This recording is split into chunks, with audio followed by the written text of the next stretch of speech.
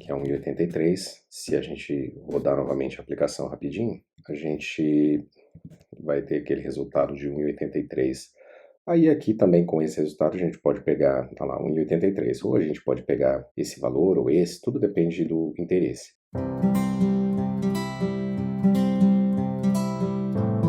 Sejam muito bem-vindos ao canal novamente. Neste vídeo, nós vamos fazer um projeto que vai pegar o último resultado aqui do Crash. Foi pedido de um inscrito do canal, então a gente vai fazer um projeto rapidinho aqui, projeto pequeno, mas dá uma boa ideia aqui de como a gente pega esse resultado. Então a gente vai abrir o nosso VS Code, já estou na pastinha aqui chamada Crash, e aqui a gente inicia com o npm init -y.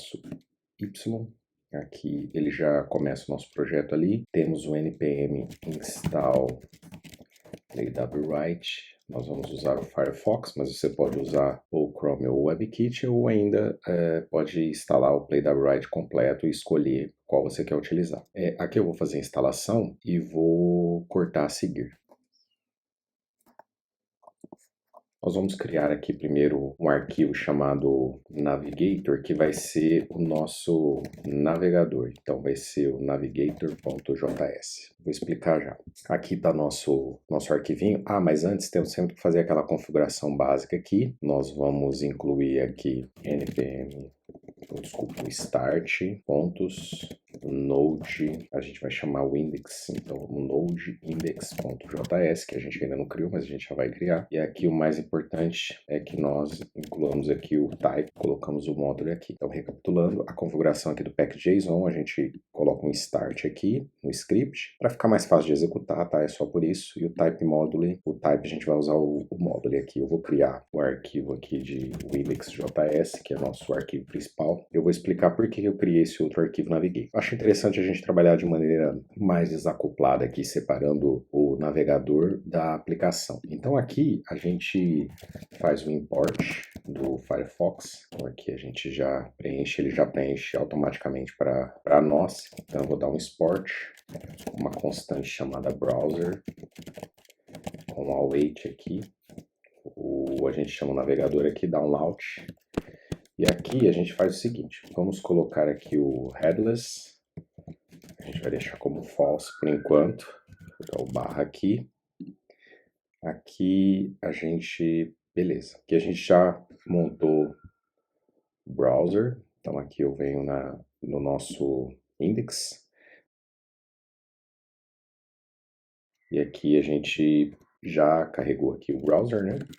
Agora que nós fizemos a importação do browser, que é o que a gente vai usar para navegar, a gente vai criar uma constante chamada page e vai utilizar esse browser que a gente importou.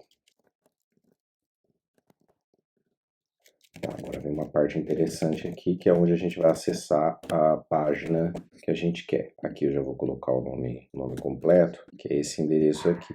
A maioria de vocês já consegue acessar tranquilamente qualquer página, mas aqui a gente vai fazer aqui algo diferente. Bom, antes de seguir, eu vou rodar aqui só para a gente ver a aplicação se está funcionando. Então eu vou dar aqui o npm start.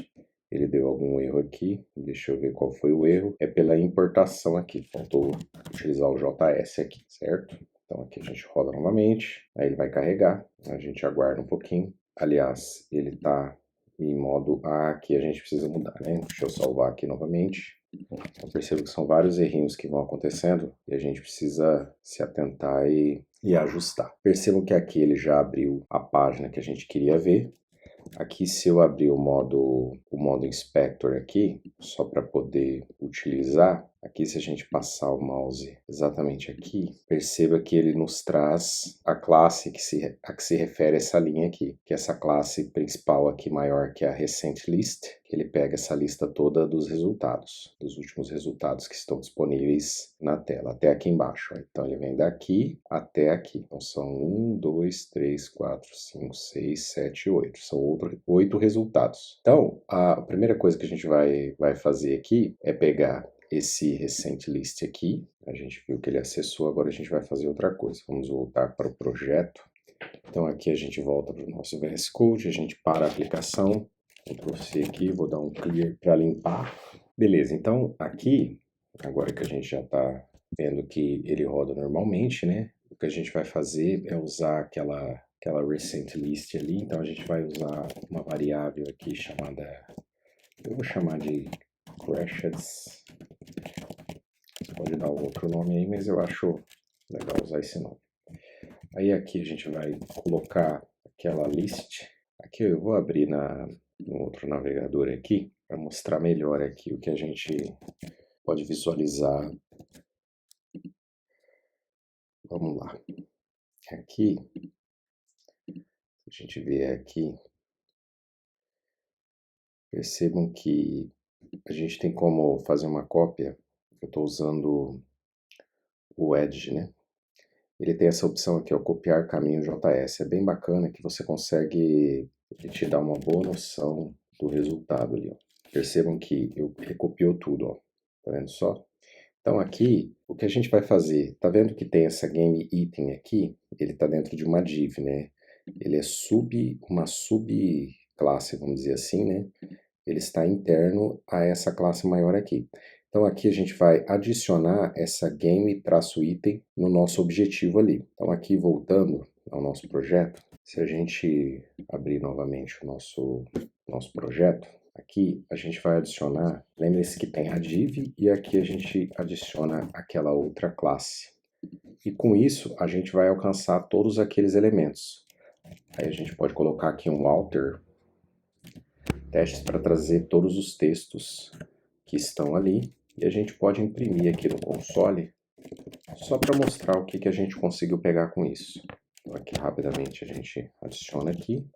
Vamos até desligar aqui o nosso, para ele não ficar abrindo a página toda hora, deixar no modo oculto mesmo, né? E aqui a gente roda novamente a nossa aplicação e observa o resultado. O que a gente está esperando aqui é que ele retorne todos os resultados. Aqui ele retornou vazio, e eu explico por quê. Que na verdade ele não deu tempo de carregar todos os elementos da página e já executou, então ele retornou um array vazio. Então o que eu recomendo aqui é que a gente coloque um await e a gente vai aguardar o seletor. O que significa? Que ele só vai executar esse trecho de baixo, essa linha de código aqui 9, quando esse elemento aqui for detectado. Então ele vai aguardar por esse elemento. Então eu não estou usando um timer específico, ele simplesmente, uma internet mais rápida ou mais lenta, vai influenciar nisso, mas basta que esse elemento esteja na página, aí ele executa essa linha.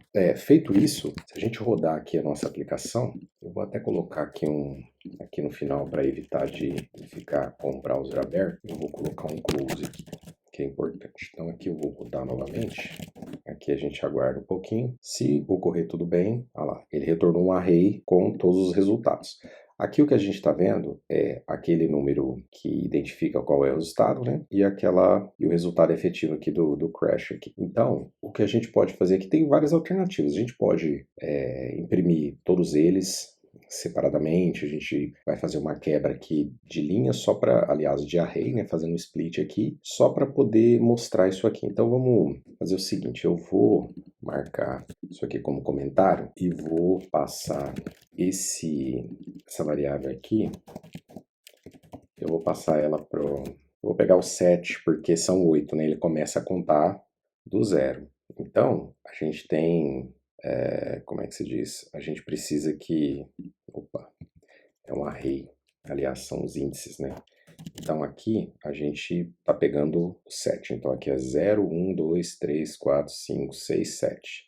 Então são 8 itens, né? Mas em termos de array a gente sempre começa do 0, então vai do 0 ao 7, que são 8 elementos. Então aqui a gente vai pegar o sétimo, eu vou até manter aquela página aberta aqui, mas eu volto rapidinho aqui para ela, para a gente visualizar. Então aqui eu peguei o último, a aplicação vai pegar o último, e aqui a gente vai pegar essa crash aqui, vamos dividir esse resultado que ele pegar, aí a gente vai dividir, fazer um split aqui usando a função. Ele pega o texto e divide baseado no que você utilizar. Eu estou usando esse elemento aqui, ele está dividindo nessa parte aqui. Como está dividindo ao meio, posso dizer assim, o que ele vai fazer é dividir esse resultado em duas partes. Então aqui se a gente rodar, só por um console aqui, e eu vou colocar isso aqui dentro para ficar mais, para a gente não ficar colocando muitos elementos aqui na página. Eu vou rodar novamente. Se a gente acompanhar aqui, ele vai devolver o último resultado. A gente consegue até conferir aqui se ele deu 1,51. Vamos lá rapidinho ver. 1,51 tá aqui. Esse resultado de cima, essa identificação aqui também tá lá. Agora já está com outro resultado aqui, que é 1,83. Se a gente rodar novamente a aplicação rapidinho, a gente vai ter aquele resultado de 1,83. Aí aqui também com esse resultado a gente pode pegar, tá lá, 1,83. Ou a gente pode pegar esse valor ou esse, tudo depende do interesse. O inscrito só pediu para conseguir identificar o último resultado, mas de toda forma aqui, só para fechar, fazer outra coisa aqui bem legal, que é a gente, por exemplo, imprimir, eu vou percorrer todos os resultados aqui, eu vou usar o map, e aqui é uma forma de imprimir um por um, né? Vocês podem pesquisar aí sobre o map, mas o que a gente vai fazer aqui é percorrer o array e ir imprimindo um por um. A gente poderia adicionar o split aqui, posso fazer até isso também. Então aqui a gente pode pegar esse próprio, usar o split aqui, para fazer algo um pouquinho diferente ainda. É que a gente já manda imprimir. Então aqui o que a gente vai ter vai ser um map imprimindo os arrays. Olha lá, tá vendo? Ele imprimiu um array por array, separando já. Então, ele tem 8 arrays aqui. Ele poderia imprimir só os resultados, enfim, a ideia tá bem esclarecida. Beleza, pessoal? Se inscreva no canal. Até a próxima. Obrigado.